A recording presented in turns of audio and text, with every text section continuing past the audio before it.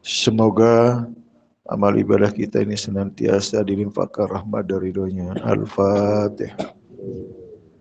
Dan semoga hajat daripada jamaah wabil khusus kepada kami ketum semoga dijabah atau dikabul Allah Subhanahu. Dan juga jamaah kita yang suluk atau sedang yang gak suluk semoga dibukakan hijab untuk berada untuk seperti ihsan kamil latifat rabbani al-fatihah. Dan juga semoga jamaah dimudahkan dalam segala urusannya. Al-Fatihah. Dan selalu dikaruniai taufik dan hidayah. Al-Fatihah. Bismillah. Walabdalin amin. Assalamualaikum warahmatullahi wabarakatuh. Alhamdulillahirabbil alamin. Nahmaduhu wa nasta'inuhu wa nastaghfiruhu wa na'udzu billahi min syururi anfusina wa min sayyiati a'malina may yahdihillahu fala mudhillalah wa man yudlil fala hadiyalah. Asyhadu an la ilaha illallah wahdahu la syarikalah wa asyhadu anna Muhammadan abduhu wa rasuluh. Allahumma salli ala sayyidina Muhammad wa ala ali Muhammad. Amma ba'du. Kepada bapak-bapak pembina, bapak-bapak penasehat, bapak-bapak para badal, bapak para pengurus yayasan, bapak-bapak para pengurus perguruan, singkatnya bapak-bapak, ibu-ibu, hadirin dan hadirat jamaah perguruan Thoriq Haq Naksabandi yang mengikuti zikir jahar secara online rahimakumullah.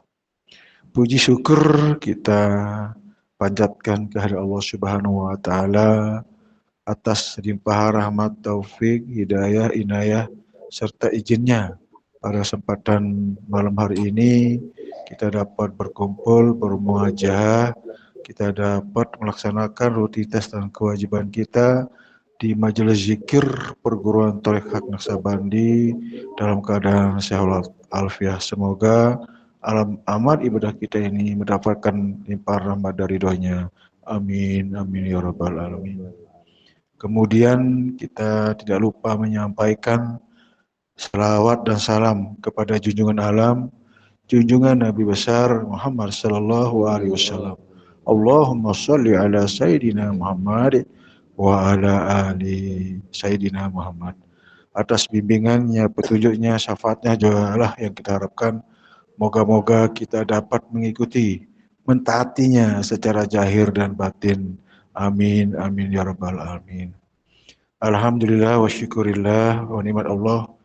Ya baru saja kita melakukan sesuatu hal yang sangat mulia, yang sangat dicintai oleh Allah, yang sangat Allah banggakan, yaitu melakukan zikir jahar ya di majelis zikir ini sebagaimana Allah nyatakan dalam sebuah hadis qudsi, tiada satu kaum duduk seraya berzikir kepada Allah melainkan akan dikitari oleh para malaikat dan turunlah kepadanya sakinah-sakinah, ketenangan-ketenangan, ketentraman.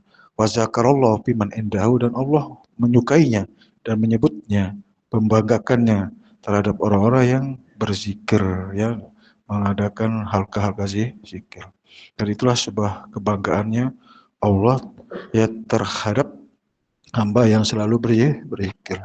Sehingga orang yang selalu berzikir dimudahkan persoalannya, dijabah segala harapannya, dan kemudian proses dalam proses najaknya sehingga ditenangkan, sehingga diberikan kebahagiaan di dalamnya.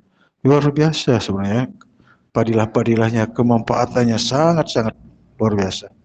Bahkan sebagai satu hidangan makan yang sangat lezat ya adalah zikir. Hati ini jadi tentram, jiwa itu menjadi tenang, roh menjadi bergembira di situ. Pantas hai jiwa yang tenang, kembalilah kepadaku, masuklah ke dalam golongan hamba-Ku dan masuklah. Itu Itu ada penawarannya Allah, permintaannya Allah, ingin Allah kita supaya berada di situ, masuk ke dalam golongan hamba dan masuk ke dalam. Ya, luar biasa lah semua. Tapi seperti apa zikir yang harus kita lakukan? Nah, itulah pentingnya.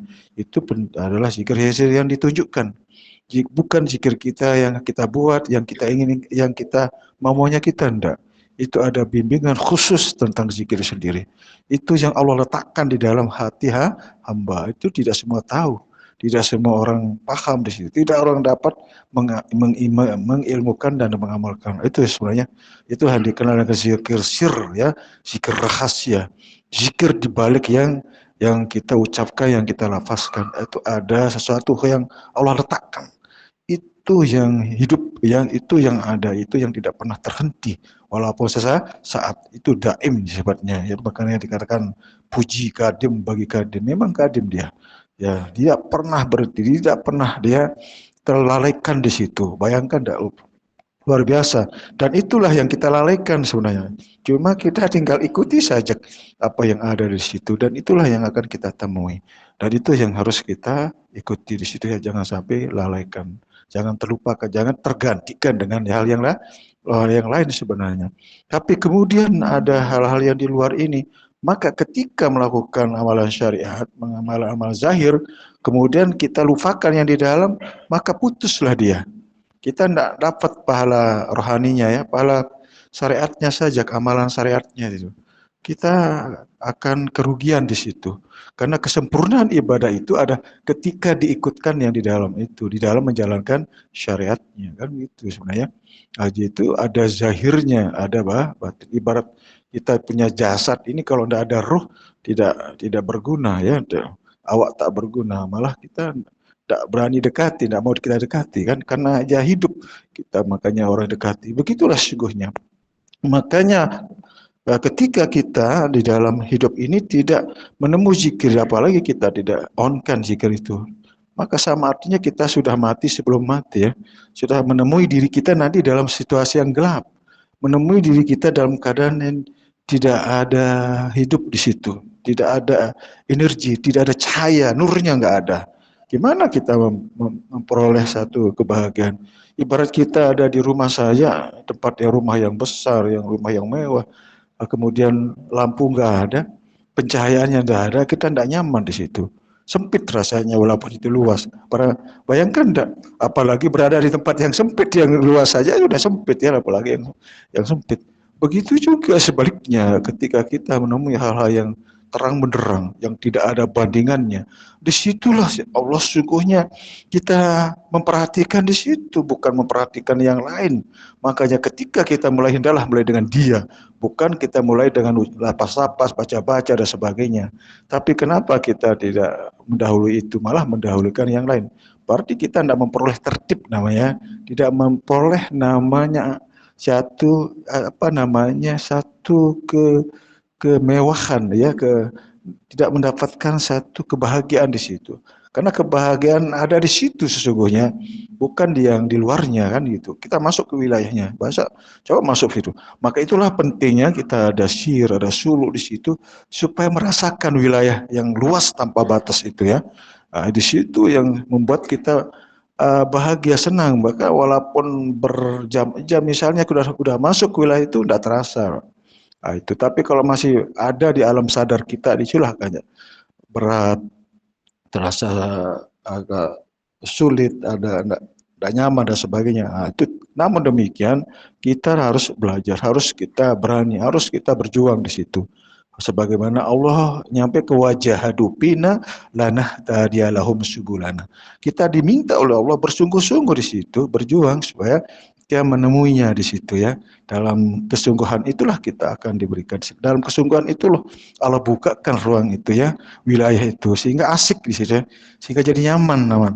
Mau berapa waktu dan enggak apa, bahkan walaupun berjam-jam rasanya sebentar saja ya. Itu ketika kita masuk ke wilayah yang nikmat itu sebenarnya. Nah, itu wilayah rohani kita sebenarnya itu. Itu ya milik Allah, dari Allah. Dan Allah membagi kita bagi orang yang beriman. Maka tanda-tanda orang beriman itulah ketika disebut nama Allah maka bergetarlah dia. Hati bergetar. Rohani kita puas, nyaman dia, merasakan kesenangan di situ. Tapi sebaliknya kalau hati orang tidak beriman maka kesalah hati mereka dan mereka ketika disebut selain nama Allah maka bergeranglah hati mereka. Itu tanda-tanda orang yang tidak ada iman di dalam hati. Hanya iman, hanya sebatas kata-kata atau sebatas pengakuan, namun belum sampai ke dalam hati mereka. Nah, kita hanya tunduk dan tunduk ke situ sebenarnya.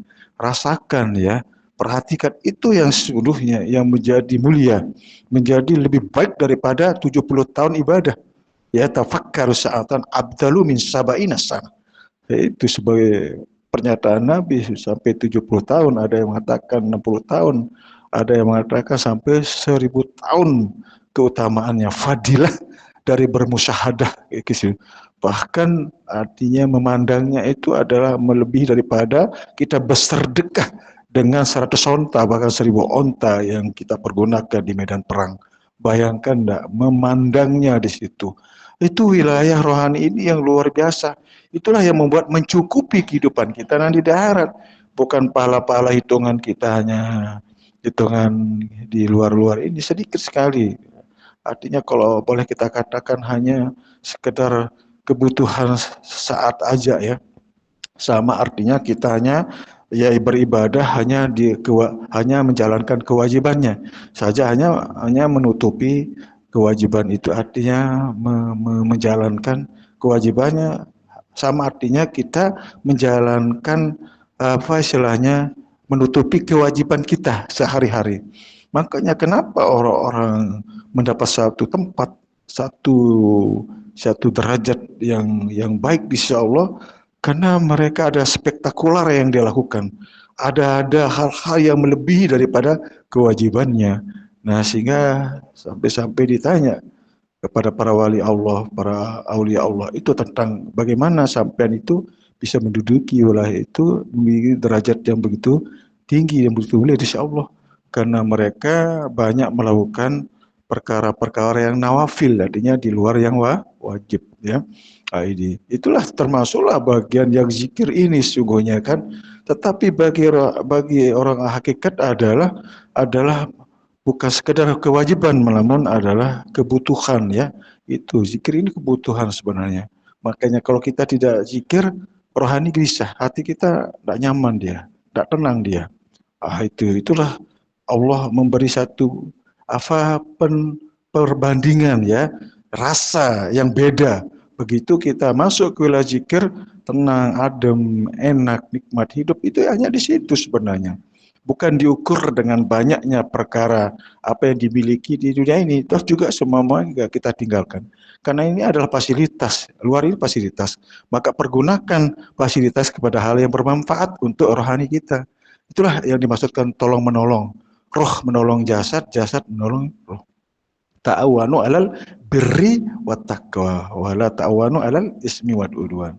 Ini kadang-kadang ya, makanya roh ini mau dibawa kemana oleh jasad, ya enjoy aja kan, mau yang ke tempat-tempat yang baik, diam juga kan di tempat, tapi ada konsekuensi ya kan begitu. Nah, itulah membuat ketika kita kesulitan, ketika liqa rabbih kita ya, untuk berjumpa kepada Allah, untuk bertemu, untuk kita kembali ke Allah dalam proses yang sulit, yang berat. Karena kita sudah menodai hak-hak Allah, menodai daripada amanah Allah dalam, tidak boleh, karena dia suci, bersih. Maka kita tidak diterima kalau diri kita ini tidak suci. Berbahagialah orang-orang yang mensucikannya dan celaka orang yang mengotori. Itu sebabnya diri kita harus dipenuhi dengan zikir di dalamnya. Karena zikir adalah nur, ya, cahaya yang luar biasa. Dan inilah yang kita yang harus kita terus jalani, harus kita imani, yang kita amalkan sampai detik hayat terakhir ya, detik napas terakhir di dalam kita, dalam suasana zikir luar biasa. Makanya zikir ini diberi satu garansi, dia diberi jaminan, mereka orang-orang mengakhiri hayatnya dengan zikir maka dijamin surga. Bayangkan dah, sebegitu luar biasa dah. Tapi kalau tidak kita latih, biasa kan susah. Ya, mungkin kita menganggap nanti begitu nazak kita bisa lakukan zikir. Tidak bisa, sulit. Karena di saat itu bukan lagi lisan yang berzikir, tidak lagi pikiran yang bekerja, bukan lagi fisik yang melakukan ibadah, melainkan ruh. Ya, maka ada zikir roh, zikir qalb, ya, zikir sir di situ. Ada pendalaman-pendalaman sir. Nah, itulah akan jamaah melalui akan menemuinya semua itu sebagaimana yang ditunjukkan sebenarnya. Dan insya Allah mungkin pada hari Minggu nanti akan diumumkan oleh panitia, oleh MC tentang apa yang harus kita lakukan hari Minggu itu ya, karena terkait tentang haul ya. Inilah nanti kita bahaskan tentang bagaimana perjuangan beliau terhadap ilmu ini sehingga ilmu ini sampai di tempat kita. Nah, inilah yang patut kita syukuri dan kita syukuri ya. Ya. Mungkin itu saja, semoga bermanfaat. Wabillahi taufiq. Assalamualaikum warahmatullahi wabarakatuh.